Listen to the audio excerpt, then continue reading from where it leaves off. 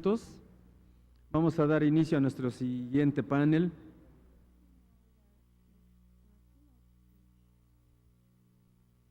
Las personas que están en la parte de atrás, por favor, si podrían pasar hacia adelante. Tomemos nuestros asientos antes de iniciar nuestra tercera conferencia magistral.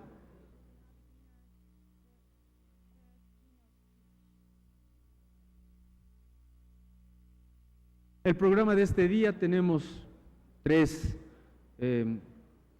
paneles. El primero es el que vamos a dar inicio en unos minutos más. Posteriormente tendremos la sesión sexta y última sobre América Latina y el nuevo orden social. ¿Cuál es el new social order? What is the future for democracy towards 2020? And we will have our keynote panel, Political Agreements and Democratic Governance. We have the participation of the three main political parties in Mexico. To begin this keynote speech, we have the pleasure of having with us the Electoral Board member Benito Nacif. Thank you. Good morning, everyone. I have the great honor and pleasure of having with us Danilo Astori, who is a great speaker for this morning in this session. Danilo has education of accountant, is a teacher and academic researcher on topics such as economy, agronomy, the industry, etc.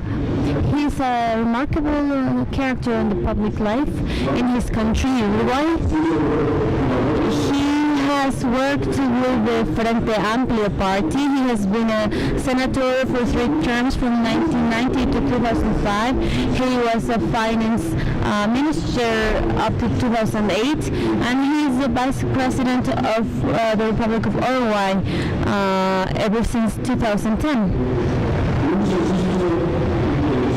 We have the pleasure of listening to him with a speech called The Role of Politics Facing the Crisis of Power.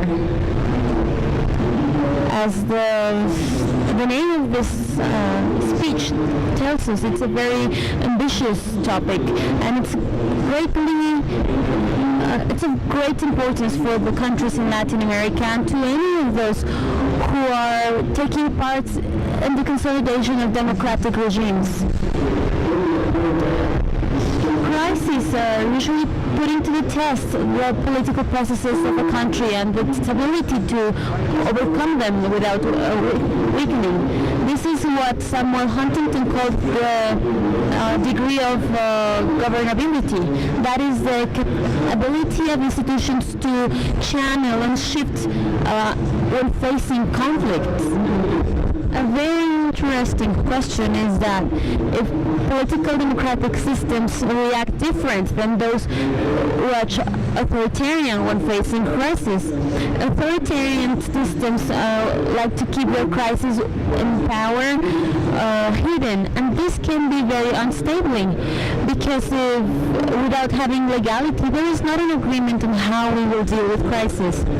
An explanation of the transitions made by O'Donnell and Schmidt set out that the beginning of the transition towards democracy happened with divisions and erosions in the authoritarian system.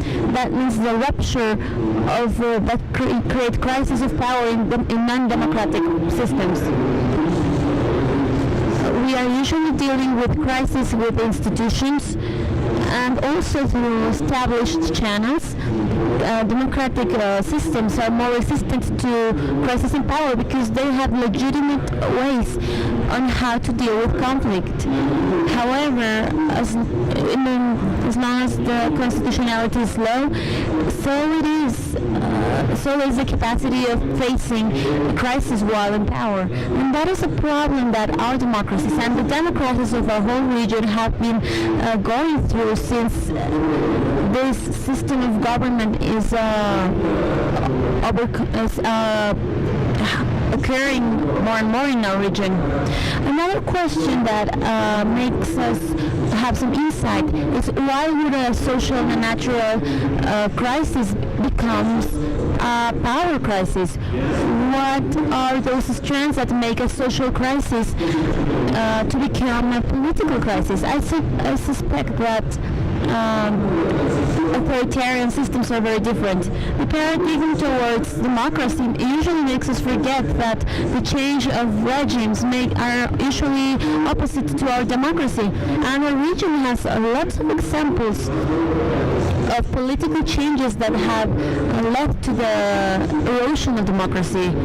That is why it is necessary to understand the mechanics of democracy and power and the scope of power to limit those. How can we make from democracy a virtue when facing crisis? I think that is one of the greatest challenges that our political systems are facing. Without further ado, I would leave the floor to Danilo. Thank you.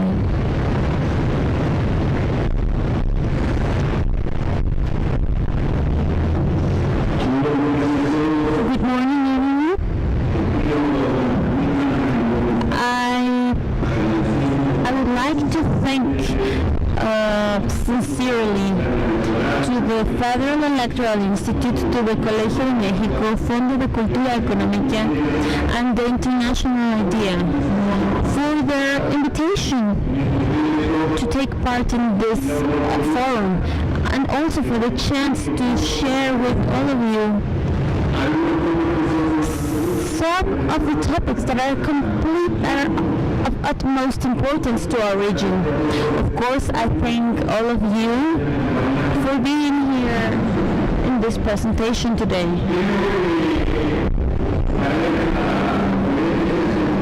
I believe that for this session there are some topics that are very important and that have been set out.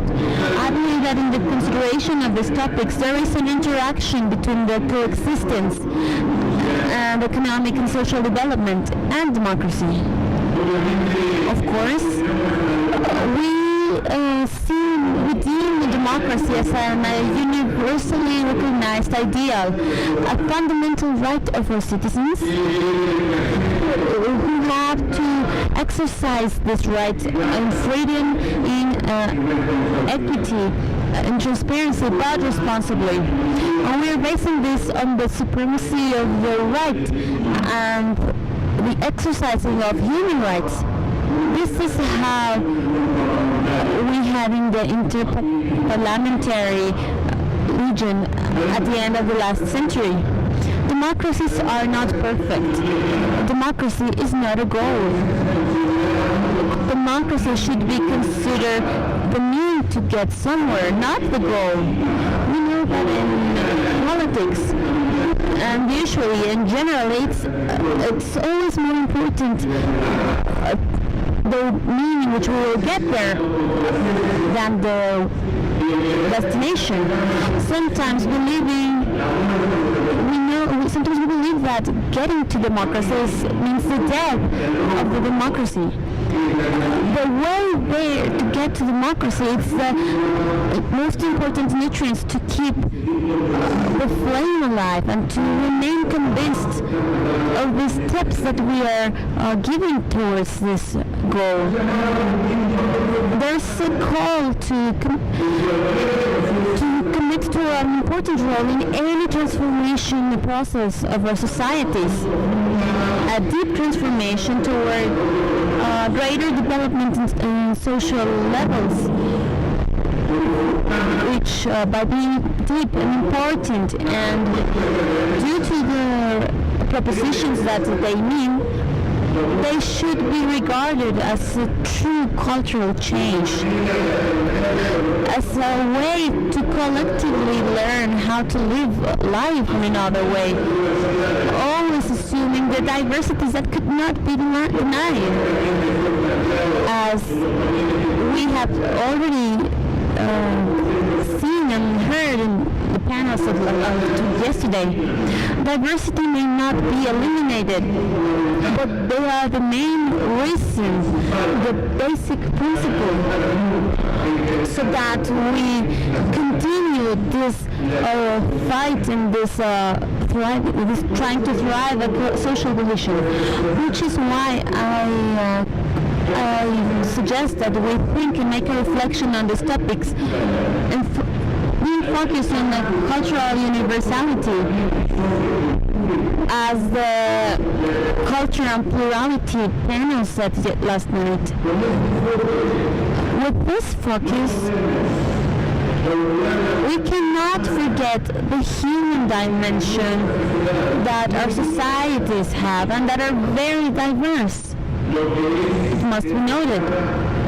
Something that is already a relativity of any general affirmation that we can make in our region during this speech. What is the way that we should follow to try to give an answer to the questions that our moderator has just read? Of course, we cannot forget the international dimension of democracy, especially when we think of it as a baseline in the multilateral spaces that are in the world today and that we must defend, especially for the permanent promotion and protection of human rights. We should make a review of the last years in Latin America, of course in general terms. I must say that this must be very carefully done because we can't make statements that are ignoring differences. But you can say that we've had a good economic years in this region. After 4 years with a mediocre behavior, Latin America had the greatest productive growth in its contemporary history, with a growth mean between 4 and 5% per year. Of course, this is a world that is already shifting. This is a world in which powerful economies such as China are becoming new regulators for the world order, which may mean for Latin America an increase in prices in food, in commodities, but that are also complemented with a greater number of countries in the region which were doing things right from an economical point of view. What does doing things right mean? In a few words, it means fighting vulnerabilities, having your fiscal sustainability, professionally managing the public debt, have stability of prices. That is how Latin America came to know great years where there wasn't a chronicle unbalance compared to its past history. Of course, there's been taking advantage of these conditions that has been unequal in the region. That is why this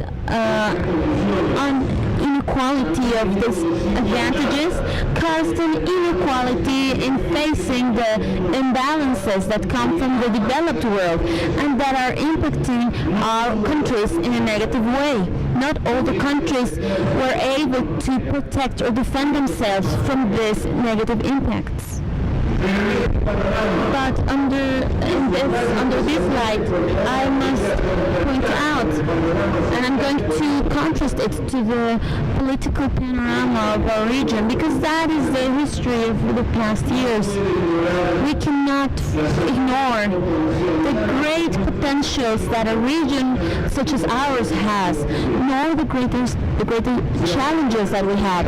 If we are talking about potentials, we must simply think about the future world with a region that is specialized and has great competitive and comparative advantages in producing food and commodities, with greater reserves and power resources, with the greatest reserves of fresh water in the whole world. Only through this, it is impossible to talk about a world of the future without having without Latin America and the Caribbean having a main role.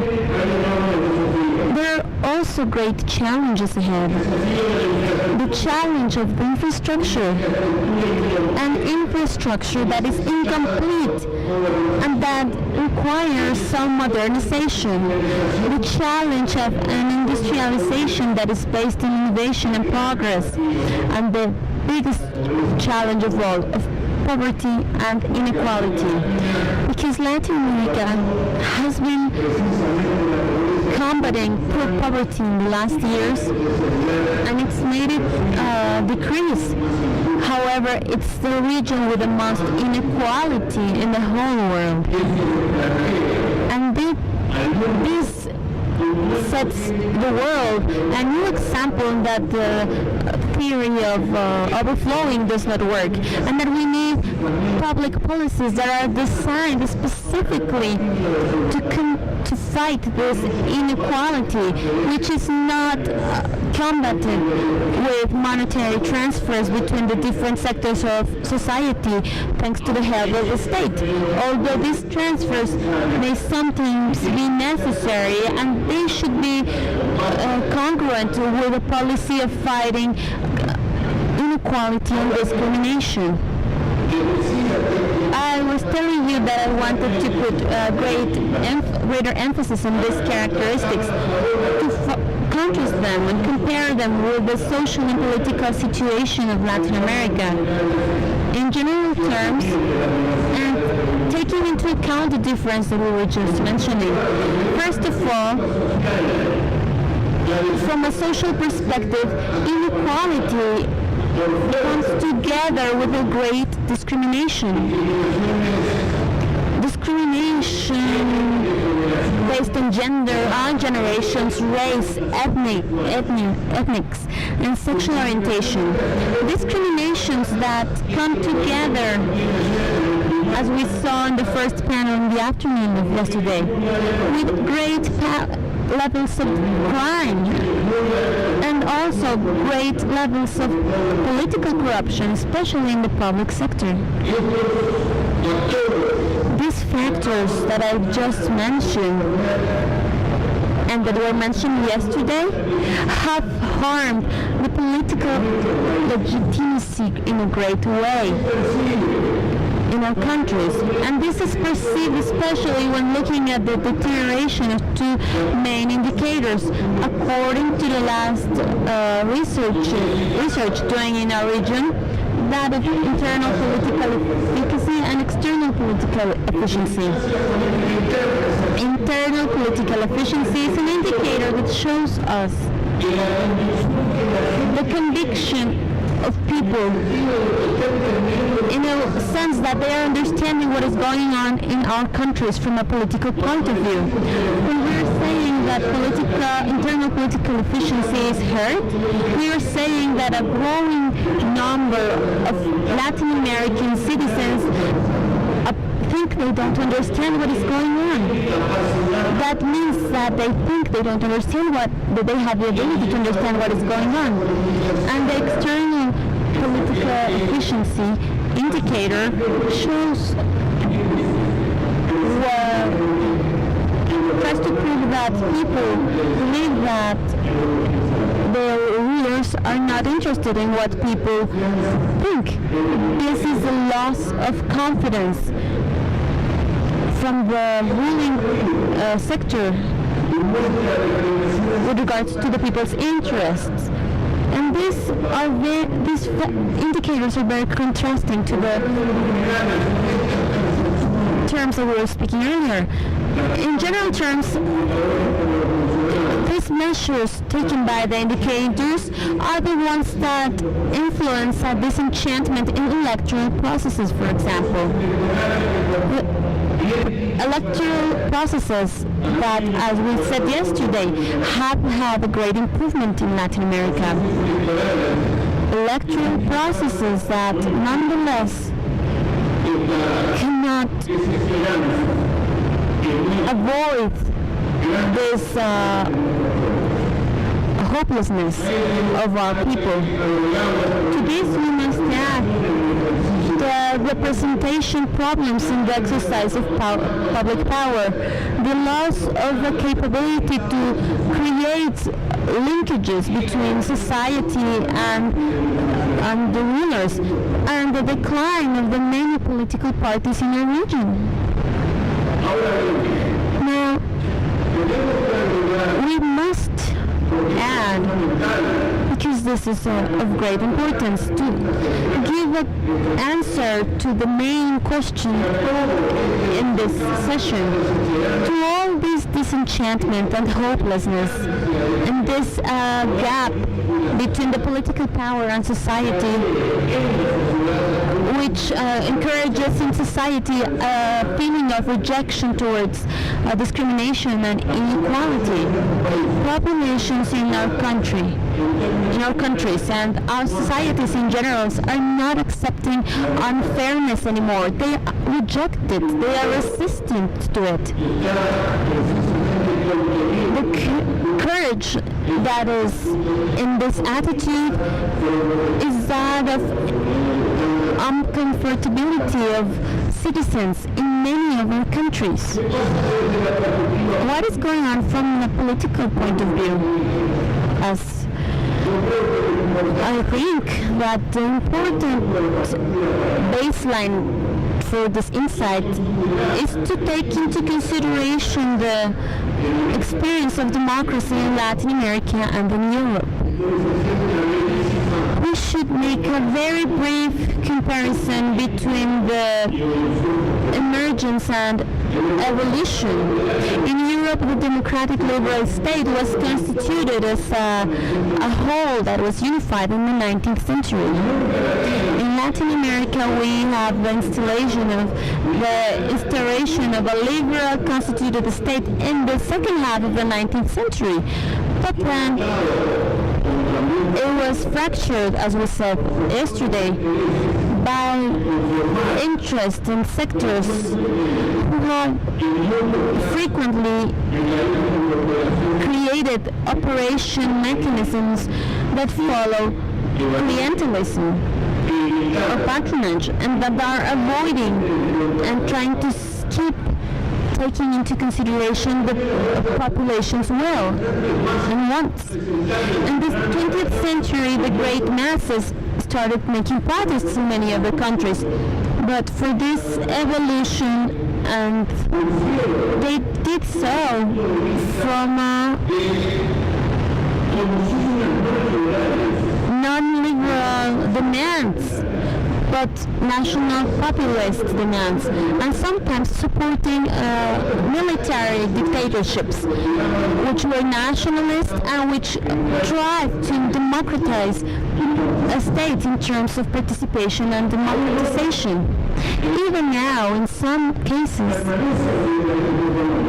economic liberalism still remains, but on the other side, there are nationalism systems with populist practices that are creating a new integration between the ruler and the social base, basing on abundance to reproduce individual power. And that has happened in our countries, politically in some of the countries of our region. It is of utmost importance that in this forum we take into consideration the correlation of the forces of our society, the correlation between those interest groups, the access of such groups to the state apparatus. As Fernando Enrique Cardoso was saying, there's a frame that the state's bureaucracy has to act independently from these groups. To make conclusions on the influence and importance as reference themes of our factual powers in the decisions of states.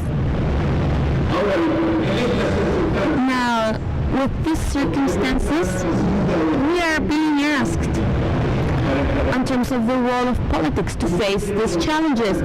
And I would like to put emphasis, if these are the challenges of politics, we can only leave these problems behind, doing more politics, but doing it in a different way.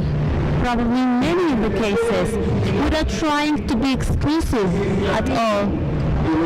It is a way of going deeper and improving the quality of democracy only through politics. That is the most important one, to face the situation that many Latin American countries are going through.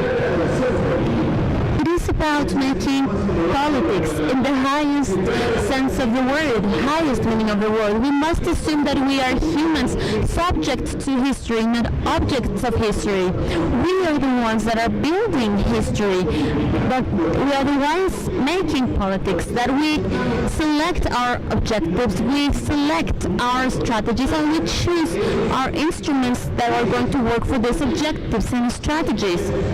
Being these instruments no other than the power administration serving to the process that we're trying to encourage. And the greatest direction, the great orientation, and the most important thing, the way should be the profundization of democracy in a scenario with higher levels of, with higher values that also have some hierarchies, in a sense that we cannot renounce to this right. So we cannot renounce to freedom to have more justice or fairness. And it cannot be all the way around. Just to make a few examples of this. And we know that the human focus that allows us to have an approach to the cultural universality is that which allows us to take into consideration the deepest dimensions in the search for values. Let me remind you of the UNESCO concepts of 1988 called our creative diversity. Human development makes reference to the individual. It is both the utmost objective but also the main actor or agent. However, people are not independent atoms.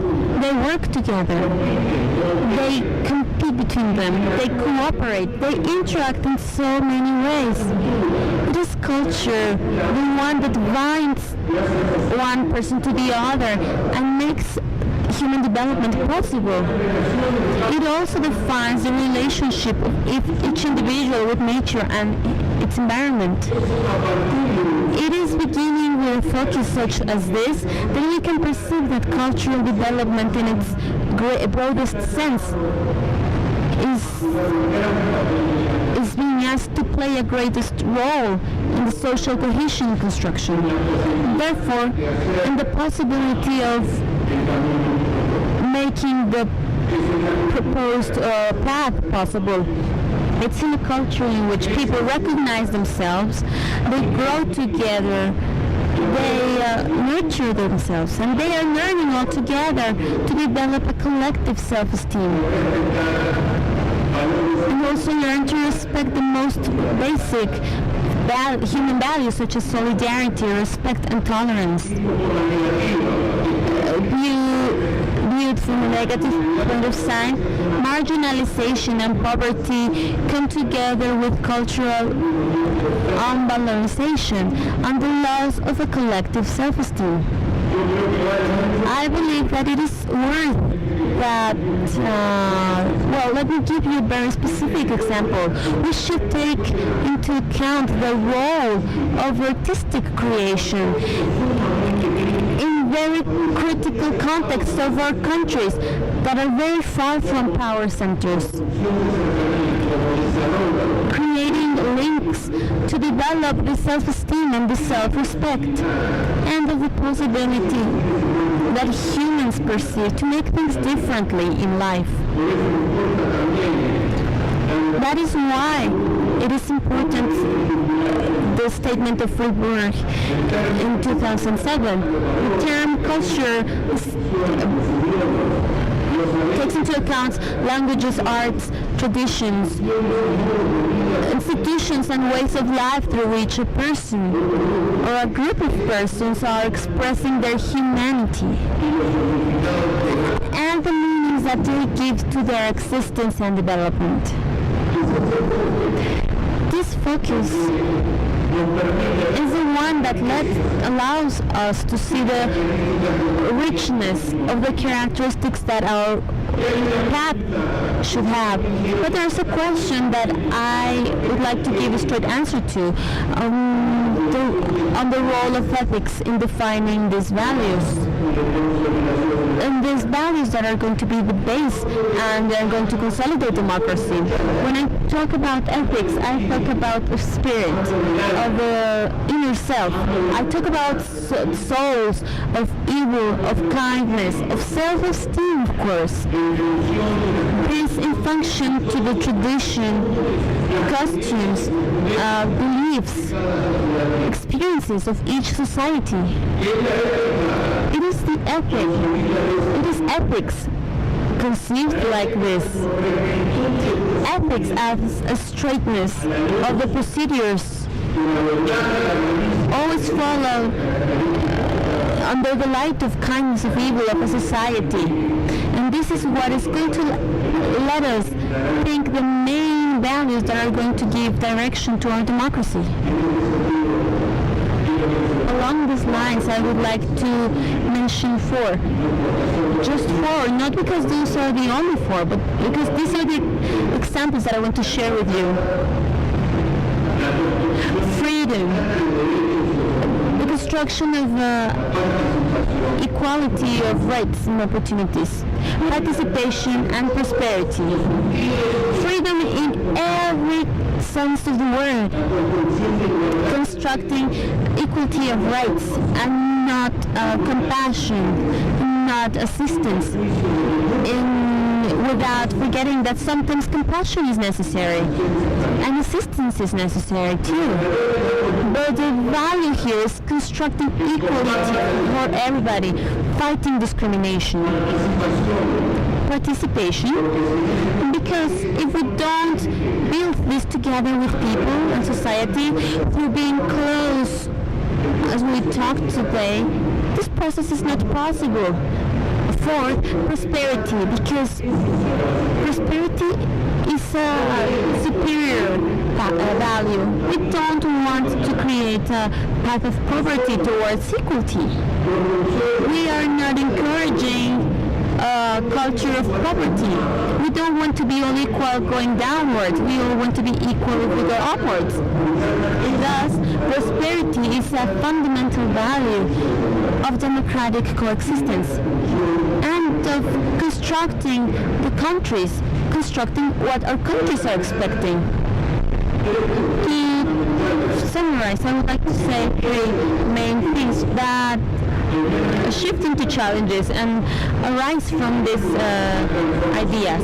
First of all, the democratic transformation of the state.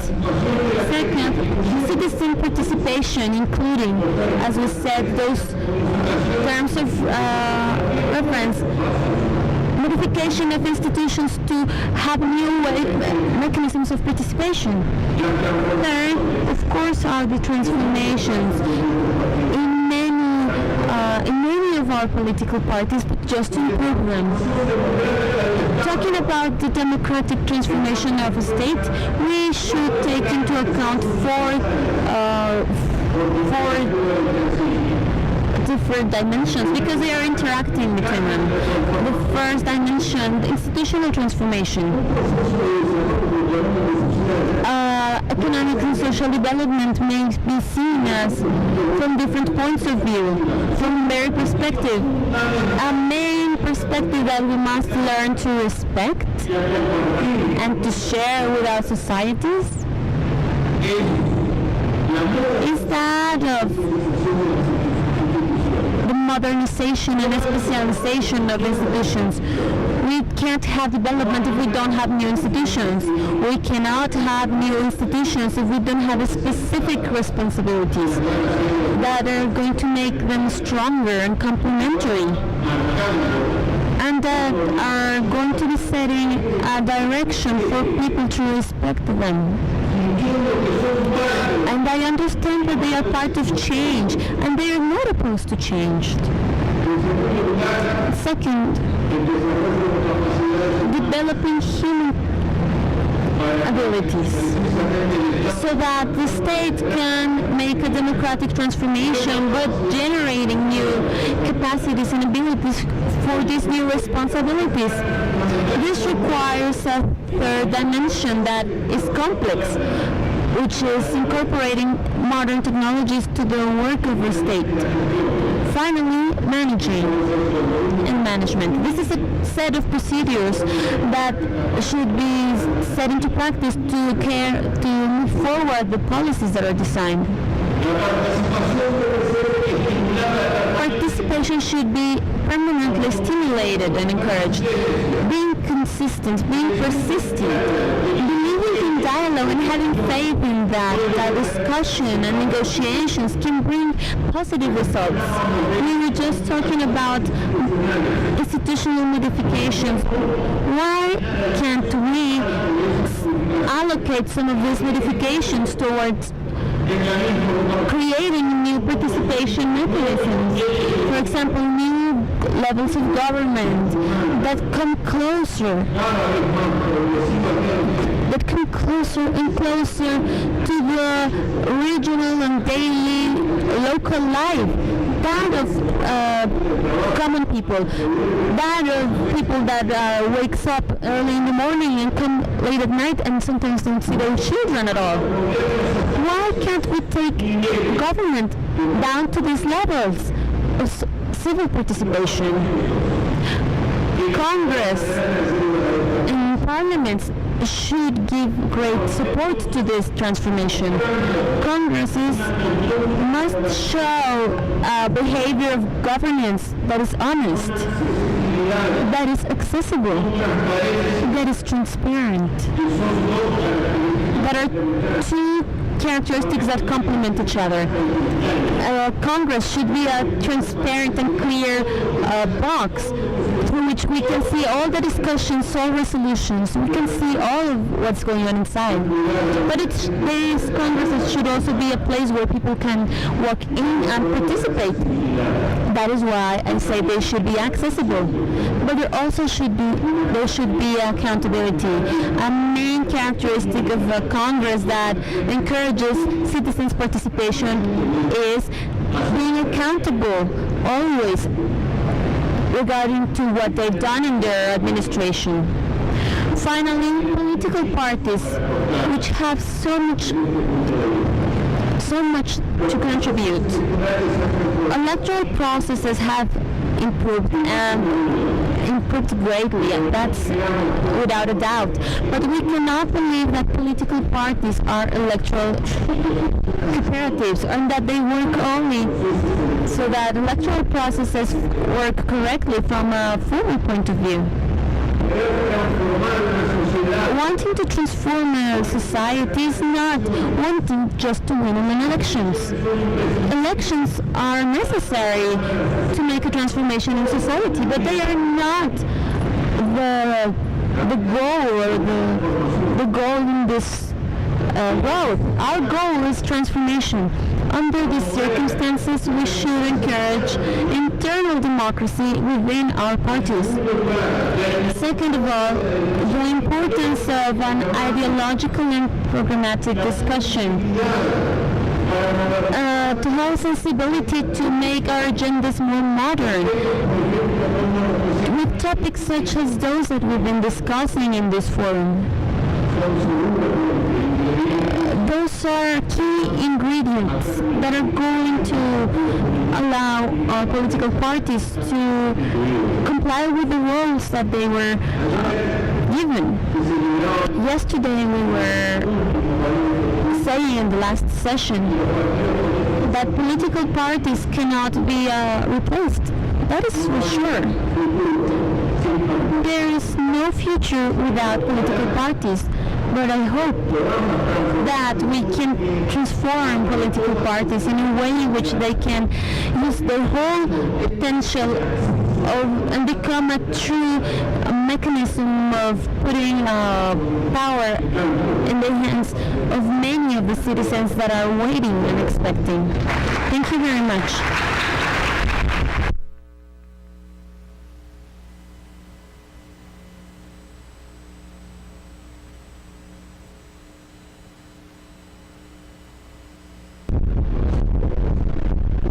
We would like to thank Dr. Astori for his words and for his ideas that he has set on the table, to put it one way. And I have quite a few questions. I'm sure a few more are on the way, but some of them have to do with related topics.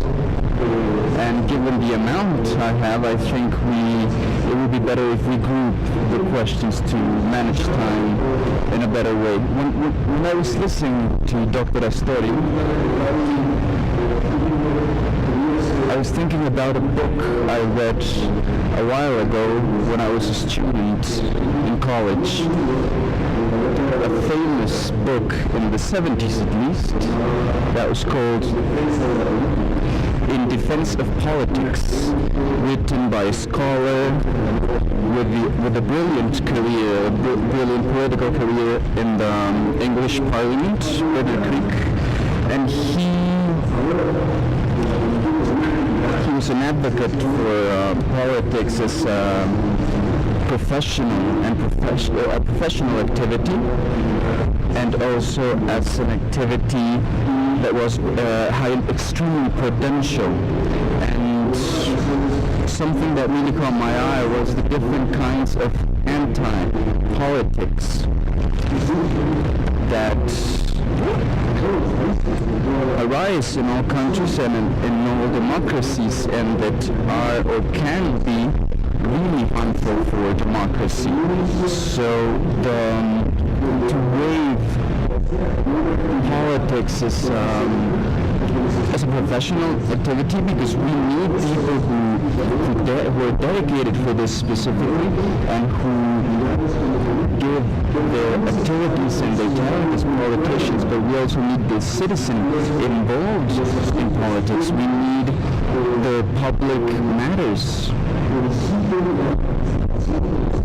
to call for participation from the citizens, and a citizenship that is completely far from politics was also a threat for the stability of politics in countries such as ours, Latin American countries. Well, we face, especially in crisis, moments of crisis, we face anti-politics reactions, as we have seen in the hatred to politicians during economical crisis in several countries, such as Mexico, for example, in the tax crisis in the 80s, in the Argentina, in the very, very large financial crisis during the 90s, and the disenchantment periods with the work of the people who read public matters are also dangerous times. And I also remember a quote from Camila Posacela that has to do with this fatalistic vision of politics, that said that the role of politicians is just to drive the inertia of history. And when I was listening to Dr. Astori, I was remembering this vision that was more positive, more proactive of politics as an activity that can make a difference in our countries parties, as long as it is a policy based on democracy that is oriented on achieving consensus in countries such as ours, in which we have a greater diversity of forces represented in the bodies of the government, a greater dispersion of the power. In Mexico, we have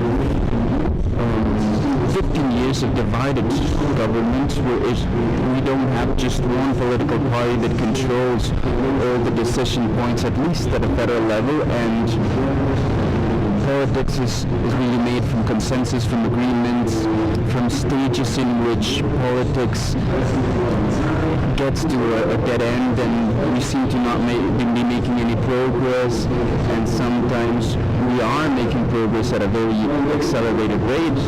But right now in Mexico, we are at a time in which we are producing consensus that took a long time after different political parties being in power, but these movements will pass. We will come back to the stages of people not agreeing with each other, and this is a work that it is part of the regular political activity in democracy, and this message is important from my point of view to recover this vision of politics as an activity that's oriented towards building solutions, solving problems, achieving consensus and agreements, communication towards the population, towards the citizens, so that they are permanently involved in public matters. Well, like I said before, the number of questions keeps growing, but I will start with the ones that got here first, that I got first. This one I think is very interesting. It has to do with the comparison between Asia and Latin America, and it says Asia, they seem to have found a model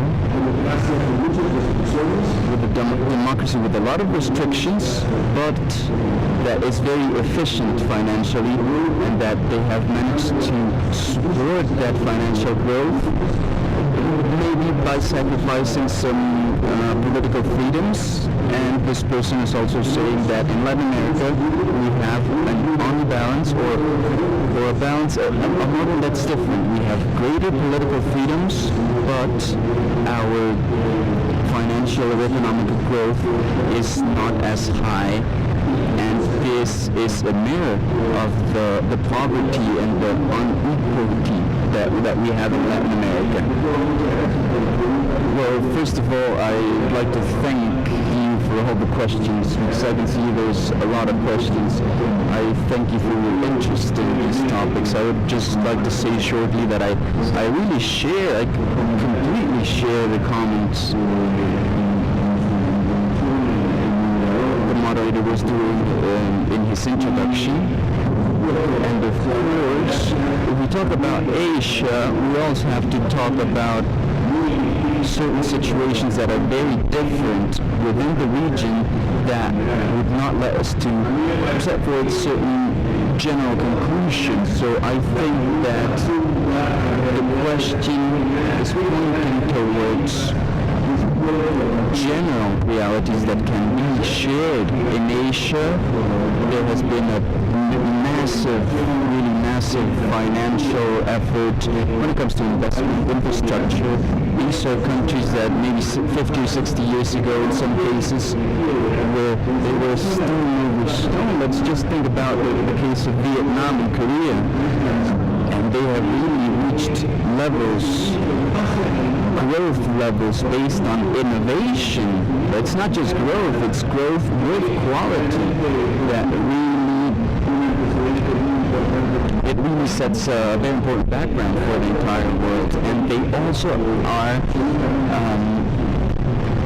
they have some limitations when it comes to political freedoms, and this, I would not like to use the word model, but at least I can see some characteristics in the regions. In Latin America, we said also,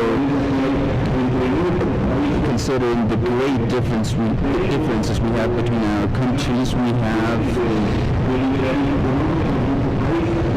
economical freedom conditions with more solid financial policies, but with problems when it comes to trust and laws and political parties. But I would not underestimate the financial potential of our region. That's why I was talking about it earlier. Of course, we don't have the Asian level. Actually, thanks to those Asian levels, Latin America found paths that we didn't, or we weren't able to find before, and that is true. But the region has a great potential, like we said before, to get better economic results. And when it comes to politics, I have the same opinion I just expressed a few minutes ago, but I don't really like the concept of model. It's something hermetic, closed, previously established with preconceived answers. I'd rather go step by step. I'd rather be clear on the direction we're headed. Conviction of the fact that each step is important and no step can substitute another one. I do not believe in taking the shorter route, but we need to go step by step and face certain realities. That's why I don't like the word model, and I'd rather say a trajectory of this kind. Thank you very much. Another one of the topics that is mentioned a lot in the questions is the citizenship, poverty, segregation. Countries such as ours that have a percentage of the population that are living in poverty or extreme poverty. Of course, Mexico more than Uruguay, but this is also seen in other countries in Latin America.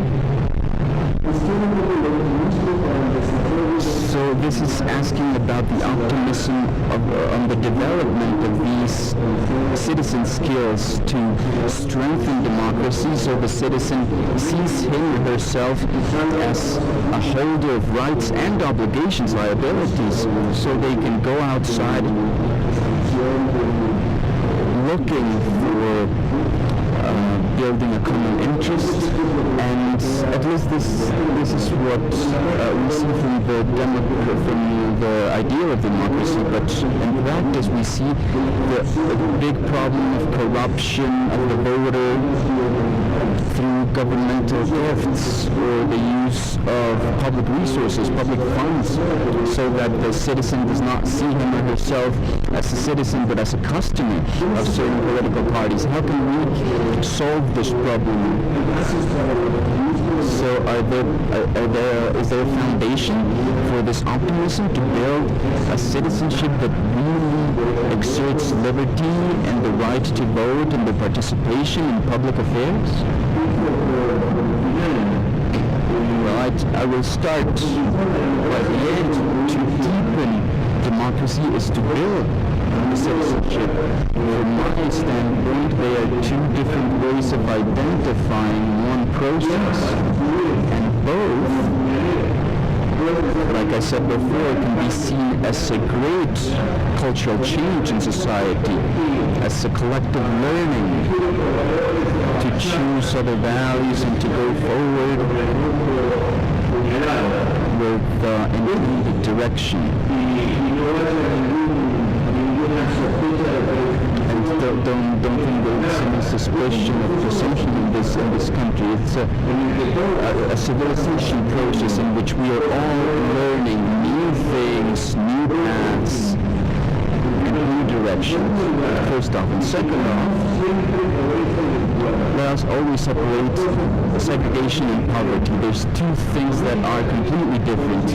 Latin America, considered as a whole, I repeat, has not had bad progresses when it comes to fighting poverty.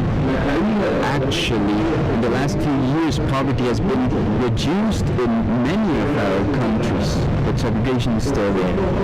Because those are two things that are completely different. Latin America it's not the poorest region in the world, but it's the one with the most segregation, because we're talking about different concepts. And starting now, I would like to say, I'd ask you to take these words with care. It's easier to fight poverty than to do so with segregation. It's a lot easier. So please accept these words, because they are two very important different processes.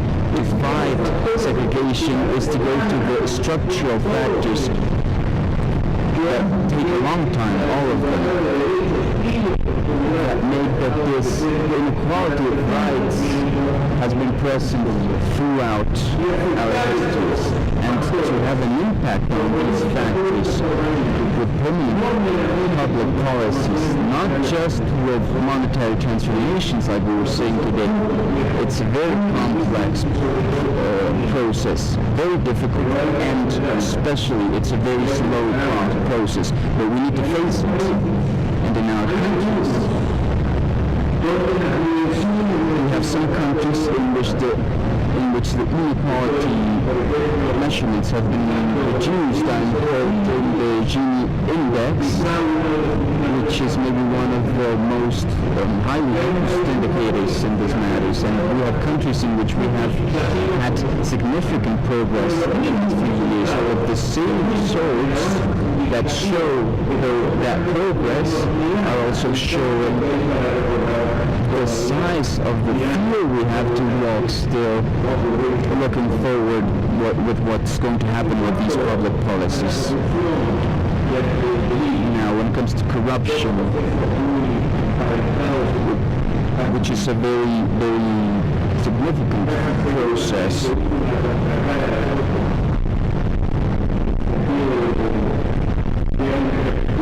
and they have, these practices have been mixing together. Everything really is fought with the values we've been talking about today, and to foster new constitutional policies that promote transparency and accountability at all levels. If we modernize our institutions along those lines, and we walk what we call right now the open government practice with all the characteristics this encompasses, access to information. For instance, we have countries in our region in which we have laws that force any public institution to give any citizen any kind of information, with the exception of some exceptions that are also contemplated in the law, and that, in my opinion, is progress. So this institutional modification has also a lot to do with fighting corruption. So if we don't have a new structure of rule games that point in this direction, it will be very hard. Of course, we have to work with society to transmit, to communicate, to propel this cultural change that is also meant to cover or meant to improve the indices for public efficacy, and the people need to understand what we're talking about, because a lot of times the opposite conviction leads them not to participate. They say, okay, I don't understand anything, hence I do not participate. We need to convince them that they understand, and we will only be able to achieve this with greater access to information. And this will also improve the external policy indexes. So we will have rulers that will start worrying about the problems of the people. Okay, I have more questions and more topics, but we don't have more time. So I just got a card that is telling me that all good things must come to an end. This session has been a little bit long, but the topics are not really easy to answer in a few words. So, well, I would just like to thank Dr. Astori and would ask you for a round of applause for him.